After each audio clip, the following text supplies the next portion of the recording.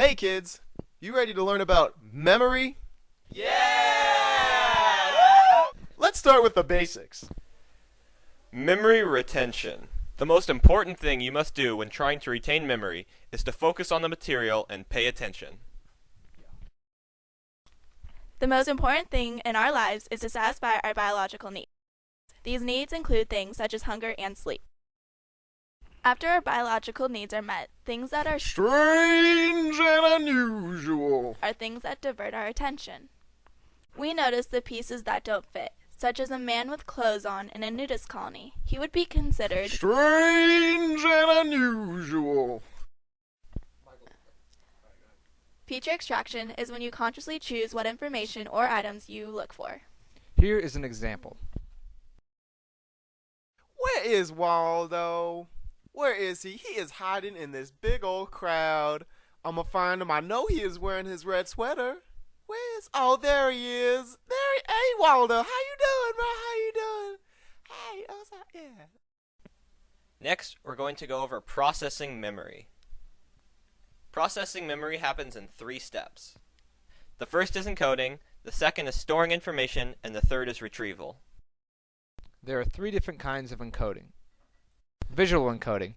Visual encoding could be remembering the appearance of something or mental images derived from words. Next, acoustic encoding. This is one of memories based off the sound of something, like the sound of a word. For example, remembering what an acoustic guitar is by how it sounds. Semantic encoding is giving meaning or definition to a memory. For example, giving the word kitty a definition of a small furry land mammal that is fun to pet. The third and final step is retrieval. Being able to access all that information you've just filed away and processed. There are 2 different ways a person can retrieve information. The first is recall, where you aren't given any clues to help. An example of this is writing an essay where you have only a question and no information to use. The second is recognition, where you only have to know the material well enough to identify it. For example, multiple choice questions on a test. Hooray! You now know the 3 steps of processing. Memory interference. Sometimes when trying to recall a memory, different ones get in the way. If an older memory blocks a newer memory, it is called proactive interference. An example of this would be remembering your old house's color when you're trying to remember your current ones. If a newer memory blocks an older memory, it's called retroactive interference. An example of retroactive interference is forgetting your old house's address because you can only think of your current ones. Next, we're going to cover the different lengths of memory storage, starting from the shortest. Sensory storage. Sensory storage is when you recognize or remember something just long enough to process and use it. An example of sensory memory would be like dodging a ball. You see it coming at you, you duck out of the way, and then you forget about the ball because it's no longer a threat to you. Sensory memory. Short-term memory. Brief, lasting around 40 seconds. For example, quickly studying a phone number and knowing it just long enough to use it. This can be longer depending on repetition. Long-term memory. Memory that stays with you for a prolonged period of time, such as your name or knowing how to drive a car. Long-term memory has 2 main categories: declarative and procedural memories. Declarative memories are explicit conscious memories that are made up of semantic and episodic memories. Semantic memories define things, like word definitions. Episodic memories are memories of events that have taken place in your life, like when you got your first bicycle. Ah, that was a terrific bicycle. Procedural memories are implicit and subconscious memories, such as skills, like throwing darts or shooting pool. Priming is also under procedural memory. Priming is activating associations in memories, like knowing that tables and chairs go together, or peanut butter and jelly.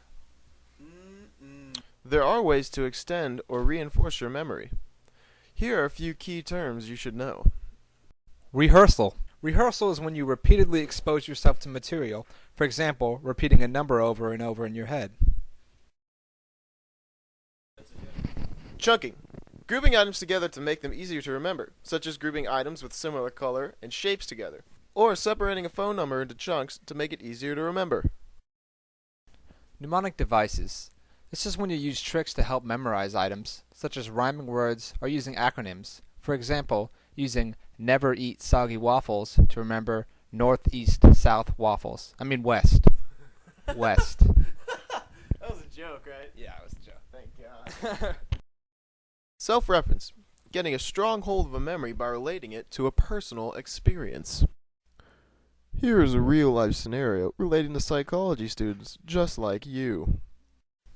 And remember, students, bedwetting doesn't occur in just REM. It actually occurs in all stages of sleep. Oh, Bailey, did you have a question? Yeah, so you said it's not just an REM? Yeah, because this one time I drank like this huge cup of water, man, right before I go into bed, right? And I passed out. And I looked at the clock, and like 5 minutes later, I woke up and like, I was all wet. And I must have only been in stage like 1 or 2. So yeah, I mean, that'll be easy for me to remember since, it happened to me.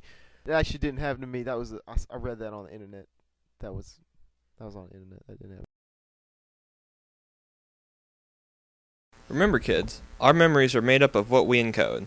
When people encode their memories, they are based off of interpretations of things instead of the exact items, events, and the details. People's memories depend on the context and situation they experience. This is why scientific facts can be more accurate than eyewitnesses. The end.